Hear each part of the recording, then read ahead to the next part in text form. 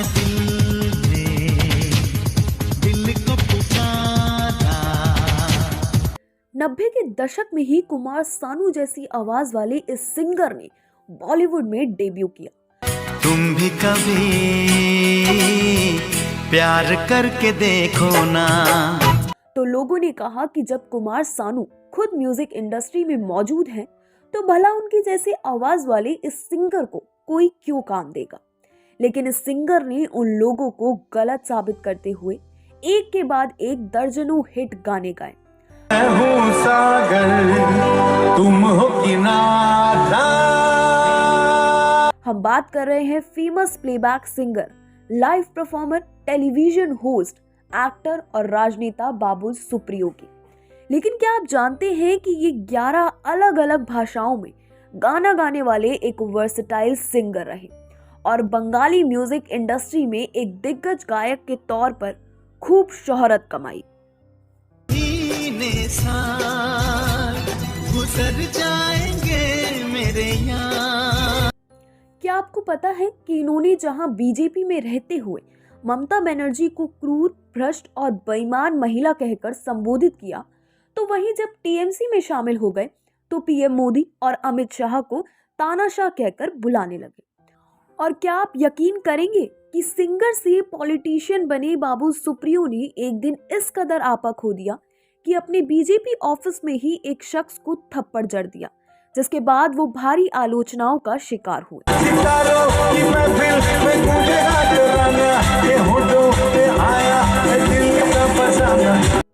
बताएंगे इनकी जिंदगी से जुड़ी वो अनसुनी कहानियां जो शायद ही आपको पता होंगी।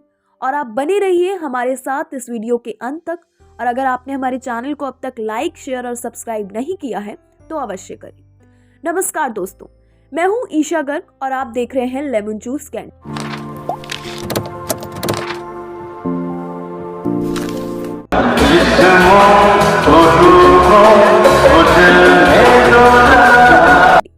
दोस्तों, 90 के दशक में बॉलीवुड में एक से बढ़कर एक सिंगर्स ने आगाज किया और इन्हीं में से एक शानदार सिंगर रहे बाबुल सुप्रियो।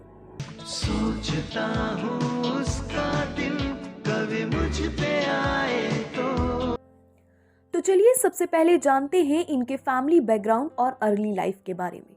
बाबुल सुप्रियो का जन्म पश्चिम बंगाल की हुगली जिले के एक छोटे से शहर उत्तरपाड़ा में 15 दिसंबर 1970 को हुआ था। इनकी मां का नाम सुमित्रा बराल और पिता का नाम सुनील चंद्र बराल था।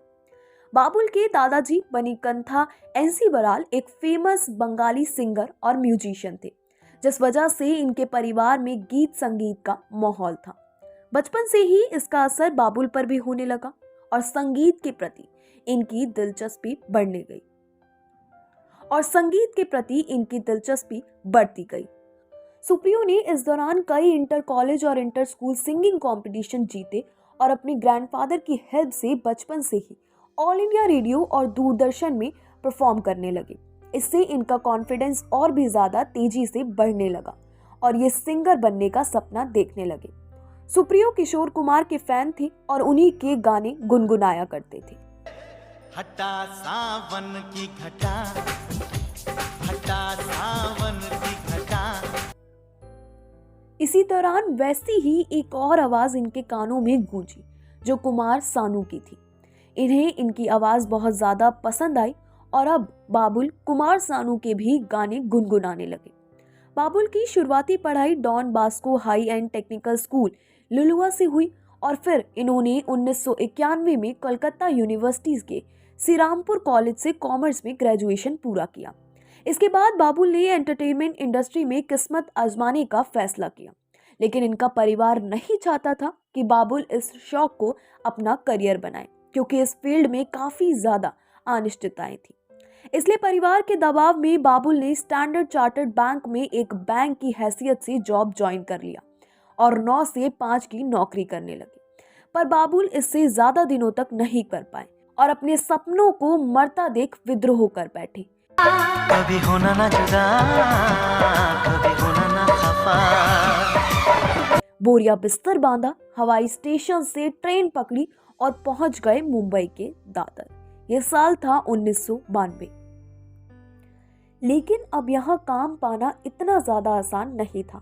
बाबुल अपने जैसे ही कुछ स्ट्रगलर्स के साथ यहाँ रहने लगे और म्यूजिक डायरेक्टर्स के चक्कर लगाने लगे। इंतज़ार बस यही था कि कहीं कोई ब्रेक मिल जाए। इसी दौरान इन्हें कल्याण जी आनंद जी के ऑफिस से फ़ोन आया, जो उस दौरान एक वर्ल्ड टूर की तैयारी कर रहे थे। सुप्रियो उनसे मिलने पहुंची और ऑडिशन में उन्हीं का एक गाना सुनाया। गाना था कोरा कागज था ये मन मेरा। कोरा कागज था ये मन मेरा। वहां मौजूद सभी लोगों को इनकी गायकी इतनी पसंद आई कि उनकी टीम में इनका सिलेक्शन हो गया। मार्च 1993 में सुप्रियो कल्याण जी के साथ वर्ल्ड टूर पर निकल गए और इसी दौरान इन्हें शो में आशा भोसले और अमिताभ बच्चन के साथ भी स्टेज शेयर करने का मौका मिला। अमेरिका और कनाडा जैसे देशों का दौरा करते हुए इस टूर से लौटने के बाद 2 म्यूजिक कंपोजर्स ने बाबुल को अपनी फिल्मों में गाना गाने का मौका दे दिया। आजकल ये मेरे जज्बात कह दो ना। इसी दौरान इन्होंने सुप्रियो बराल से अपना नाम बदलकर बाबुल सुप्रियो रख दिया और फिल्मों में इसी नाम से गाना गाना शुरू कर दिया। साल 1994 में बाबुल सुप्रियो का पहला गाना रिलीज हुआ, जिसे नदीम श्वरन ने कंपोज किया था। ये फिल्म थी एका राजा रानी। बहलाएगा, इश्क करोगे तो दर्द मिलेगा। इसी साल बाबुल को क्रांति क्षेत्र मूवी में 2 सॉन्ग्स गाने का मौका मिला, जिसमें नदीम श्वरन का ही संगीत था। मचाऊंगा, लोगों को बताऊंगा, दिल मेरा तूने चुराया है। तो साथ ही फिल्म प्रेम योग में बप्पी लहरी के संगीत निर्देशन में भी इसी साल बाबुल ने एक और गाना गाया। जिंदगी 4 दिन की, न रूठो सनम। इसके बाद इन्होंने गद्दार, अग्निसाक्षी और जंग आदि फिल्मों में भी आदेश श्रीवास्तव और नदीम श्वरन के लिए कई गाने गाए। 1996 में आई फिल्म खिलाड़ियों का खिलाड़ी में अन्नू मलिक ने भी बाबुल पर भरोसा जताया और इनसे एक गाना गवाया। और लगता है ऐसे हो गया जैसे मुझको किसी से प्यार। इसी साल की फिल्म हिम्मतवार में नदीम श्वरन ने इनसे 2 गाने गवाए, जबकि इसमें कई और दिग्गजों की आवाज भी शामिल थी। 1997 में आई फिल्म अग्निसाक्षी का गाना ओ पिया भी सफल रहा, लेकिन इसे कुमार सानू की आवाज समझ लिया गया। ओ जिया कह रहा मेरा जिया। तो वहीं नदीम श्वरन के ही संगीत निर्देशन में बाबुल ने 1998 में आई फिल्म 7 रंग के सपने के लिए 2 गाने गाए, जिसमें से एक सुपरहिट हो गया। दी है तो चल तू मेरे साथ में। 1998 में ही इन्होंने AR रहमान के निर्देशन में एक और गाना गाया, जिसे लोगों ने बेहद पसंद किया। ये फिल्म थी डोली सजा के रखना। परी है वो है हूर कोई, छुटाया है इतना सितम। साल 1999 में साजिद वाजिद के संगीत निर्देशन में बाबुल को एक ऐसा गाना गाने का मौका मिला जिसने इन्हें सुर्खियों में ला दिया। ये फिल्म थी हेलो ब्रदर। ये तो है तुझको पता। हटा सावन की घटा। लेकिन एक समस्या अब भी थी कि ज्यादातर लोग इन्हें कुमार सानू की आवाज ही समझ लेते थे और इन्हें असली क्रेडिट नहीं मिल पा रहा था। तभी साल 2000 में एक ऐसी फिल्म के लिए इन्होंने गाना गाया कि जो उस पूरे दशक की सबसे चर्चित फिल्मों में शामिल हो गई थी। ये फिल्म थी कहो ना प्यार है। दिल को पुकारा। ये गाना सुपरहिट रहा और इस फिल्म के गानों की इतने कैसेट मार्केट में बिके कि उस पर छपे सिंगर्स के नाम से लाखों लोगों ने बाबुल सुप्रियो को पहचानना शुरू कर दिया। इसके बाद तो सुप्रियो की किस्मत ही चमक गई और सालों के इंतजार को एक मंजिल मिल गई। साल 2000 में ही आई फिल्म ढाई अक्षर प्रेम के, जिसमें पहली बार बाबुल सुप्रियो को किसी बड़ी फिल्म के आधा दर्जन से भी ज्यादा सॉन्ग गाने का मौका मिला। ढाई अक्षर प्रेम के। अब सुप्रियो को काम की कोई कमी नहीं थी और ये एक से बढ़कर एक हिट गाने दिया करते थे। साल 2001 में इन्होंने 8 फिल्मों के लिए दर्जनों गाने गाए, जिसमें से ज्यादातर बड़े बैनर की हिट फिल्में थी। ये थी चोरी चोरी चुपके चुपके मुझे कुछ कहना है। इसके अलावा ये तेरा घर ये मेरा घर दिल तू दे दे चोरी चोरी और कसौटी जिंदगी की सीरियल का टाइटल सॉन्ग। कसौटी जिंदगी की बूंद, इत्तेफाक, डायल 100, आमदनी 98, खर्चा रुपया, अलबेला आदि। सर से सरक गई तेरी चुनरी हो। साल 2002 भी बाबुल के लिए अच्छा साबित हुआ, जिसमें इन्होंने कुछ अच्छी फिल्मों में आवाज दी। ये रही जीना सिर्फ मेरे लिए, कंपनी, क्या यही प्यार है आदि। सुप्रियो उस दौरान के तमाम दिग्गज हीरोज और म्यूजिक कंपोजर्स के लिए गाने गा रहे थे और नई ऊंचाइयों को छूते जा रहे थे। फिल्म चोरी चोरी चुपके चुपके के लिए जब बाबुल ने गाने गाए तब वो सबकी जुबां पर चढ़ गए।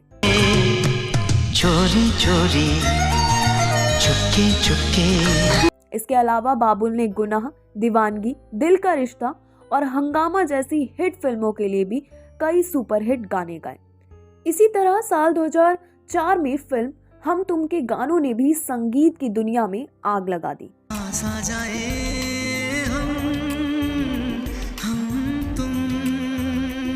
तो 2005 में आई फिल्म चेहरे का गाना कभी खामोश बैठेंगे तो जैसे सुनने वालों के सीधा दिल में उतर गया। आओगी मैं उतना याद आऊंगा, मुझे जितना भुलाओ। कह सकते हैं कि बाबुल सुप्रियो के ऐसे सैकड़ों सदाबहार गाने आज भी उसी शिद्दत से सुने जाते हैं। हमारी शादी में अभी बाकी है हफ्ते 400 बरस लगे। साल 2018 में फिल्म लैला मजनू में आखिरी बार इनकी आवाज सुनने को मिली और इसके बाद धीरे धीरे इनके गाने कम सुनाई देने लगे। रासा खुद को खोले जो ना थे। जबकि नए सिंगर्स ने पुराने गायकों को रिप्लेस करना शुरू कर दिया था। हिंदी फिल्मों के अलावा बाबुल सुप्रियो ने बंगाली, उड़िया, कन्नड़ और मराठी सहित लगभग 11 लैंग्वेजेस में भी शानदार गाने गाए और अपनी काबिलियत को साबित किया। छे जावा दिन गुलिया माए जे पीछू डाके। बाबुल सुप्रियो ने फिल्म के अलावा कुछ म्यूजिक एल्बम के लिए भी गाने गाए, जिसमें तेरे लिए एल्बम एक सफल प्रयास है। मेरे दिल में उठे हैं तूफान हो तेरे लिए। इसके साथ ही बाबुल ने कुछ टीवी शोज को भी होस्ट किया जो काफी ज्यादा फेमस रहे। सावन भादो। बाबुल सुप्रियो को मिले अवार्ड की बात करें तो इतना टैलेंट होने और सैकड़ों हिट गाने देने के बावजूद भी इन्हें उतने अवार्ड नहीं मिल सके।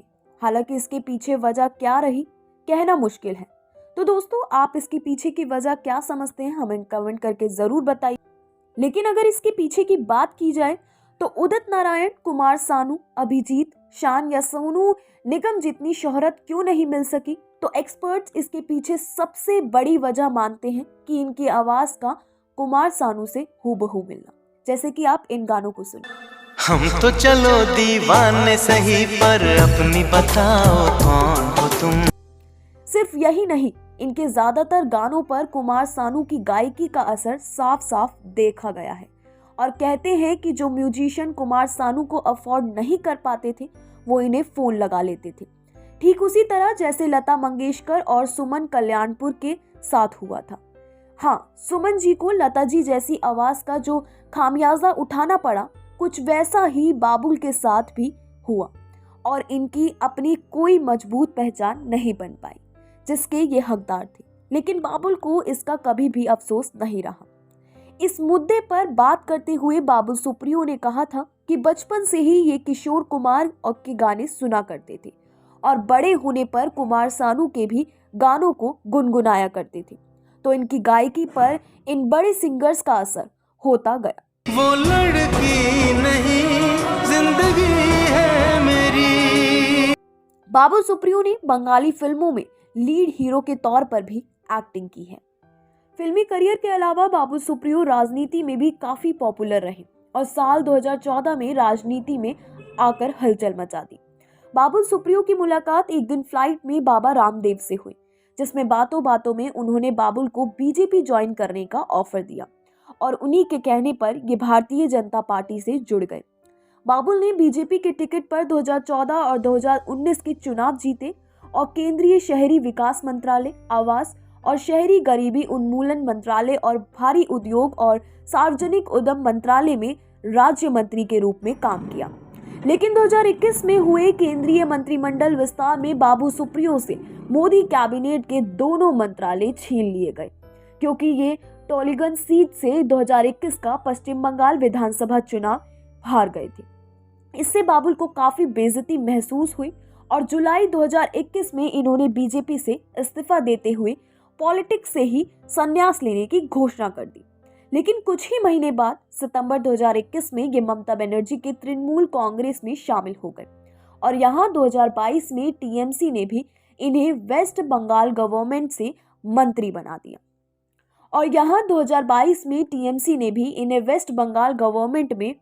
बना दिया राजनीतिक करियर के दौरान सुप्रियो कई बार कई छोटे बड़े विवादों में भी फंसे। ये रोहिंग्या और मुस्लिमों को लेकर भी हमेशा विवादित बयान देते रहे, जिस वजह से कई कंट्रोवर्सीज में फंसे। जब बाबुल सुप्रियो बीजेपी में थे तभी पश्चिम बंगाल की टॉलीगंज विधानसभा सीट से विधानसभा चुनाव लड़ते हुए इन्होंने कोलकाता में पार्टी ऑफिस के अंदर एक शख्स को कथित रूप से थप्पड़ मार दिया। ये वीडियो वायरल हो गया और सुप्रियो की जमकर आलोचना होने लगी। वीडियो में एक शख्स बार बार बाबुल सुप्रियो से ये कहता हुआ दिख रहा था कि उन्हें टीवी कैमरे के सामने पोज और बाइट देने की वजह जमीनी प्रचार को लेकर गंभीर होना चाहिए, जिसके बाद बाबुल अपना आपा खो बैठते हैं। इस घटना को लेकर बाबुल सुप्रियो ने बाद में ये दावा किया कि इन्होंने थप्पड़ नहीं मारा था, बल्कि सिर्फ थप्पड़ मारने का इशारा किया था। बाबुल सुप्रियो ने कहा, लोग एक पार्टी से दूसरी पार्टी में आ रहे हैं, सो कुछ विभीषण हो सकते हैं और कुछ मीर जाफर भी हो सकते हैं। कुछ लोग शर्तियां दिक्कतें पैदा करने की कोशिश कर रहे हैं। मैंने उनके उकसावों के बावजूद संयम बनाए रखा। यानी बाबुल सुप्रियो ये कह रहे थे कि थप्पड़ मारना संयम में रहना था। ऐसे में इनसे ये पूछा जाना चाहिए था कि फिर संयम खोने की स्थिति में ये उनके साथ क्या करते। वहीं बीजेपी छोड़ने के बाद बाबुल ने मोदी शाह पर तंज कसते हुए कहा, देश के शाह, देश के बादशाह मेरी जिंदगी के राजा नहीं है।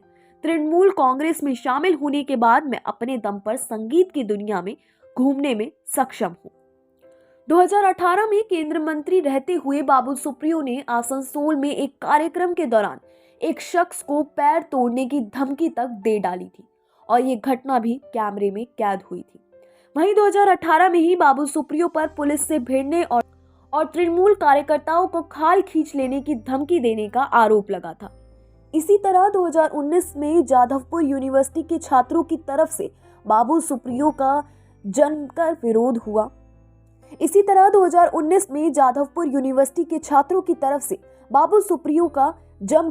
हुआ। जिसमें इन्होंने दावा किया कि छात्राओं ने इनके बाल खींचकर इन्हें लात घूंसे मारे। इस मामले में यूनिवर्सिटी के कंपैरेटिव लिटरेचर डिपार्टमेंट में पढ़ने वाली छात्रा स्मृति सिन्हा के साथ साथ और भी कई छात्राओं ने बताया, बाबुल सुप्रियो ने सेक्सी कमेंट करके लोगों को भड़काया, जिससे वहां भगदड़ मच गई।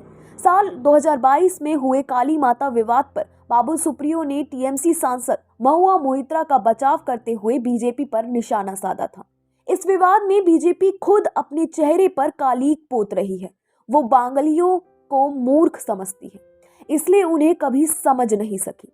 तो कुछ दिन पहले मार्च 2024 में बाबुल सुप्रियो ने भोजपुरी गायक पवन सिंह को आसनसोल सीट से टिकट दिए जाने पर उनके फिल्मों के कुछ पोस्टर सोशल मीडिया पर शेयर करते हुए बीजेपी पर सवाल उठाए और लिखा, आसनसोल को पवन सिंह जी मुबारक हो, मेरे पास इन फिल्मों के पोस्टर की बाढ़ आ गई है। अगर ये पोस्टर सच हैं तो ये स्पष्ट रूप से दिखाता है कि बंगाल के लिए और विशेष रूप से बंगाल की महिलाओं के लिए किस तरह का सम्मान है। निश्चित रूप से माननीय पीएम सर भी पोलो ग्राउंड में अपने लिए प्रचार करने आएंगे।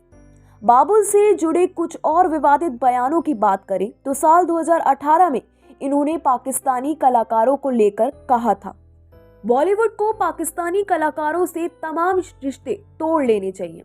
पाकिस्तानी कलाकारों का पाकिस्तानी होना ही अपराध है। मुझे आतिफ असलम या राहत से कोई भी परेशानी नहीं है, बल्कि उनकी नागरिकता से है। बॉलीवुड दुनिया भर में भारत का प्रतिनिधित्व करता है। पाक कलाकारों को बैन कर दुनिया भर में पाकिस्तान जो आतंकवाद फैला रहा है उसका विरोध करना चाहिए। साथ ही बाबुल ने तब की आने वाली फिल्म वेलकम टू न्यूयॉर्क से पाकिस्तानी सिंगर राहत फतेह अली खान का गाना हटाने की भी मांग की थी। इस पर कुछ लोगों ने जहां बाबुल की आलोचना की तो कुछ ने इन्हें सही करार दिया। इसी तरह बाबुल सुप्रियो ने हैदराबाद में हुए पुलिस एनकाउंटर को सही ठहराया था, जिस पर आलोचना के बाद इन्हें अपना ट्वीट डिलीट करना पड़ा। तो साथ ही एक कार्यक्रम में इन्होंने महिलाओं को तलवार उठाने की सलाह दे डाली, जो कि सीधे सीधे एक हिंसा को प्रमोट करने वाली बात थी। तो चलिए अब बात करते हैं बाबुल सुप्रियो की पर्सनल लाइफ की, इनकी शादी, बच्चे और फिलहाल ये क्या करते हैं।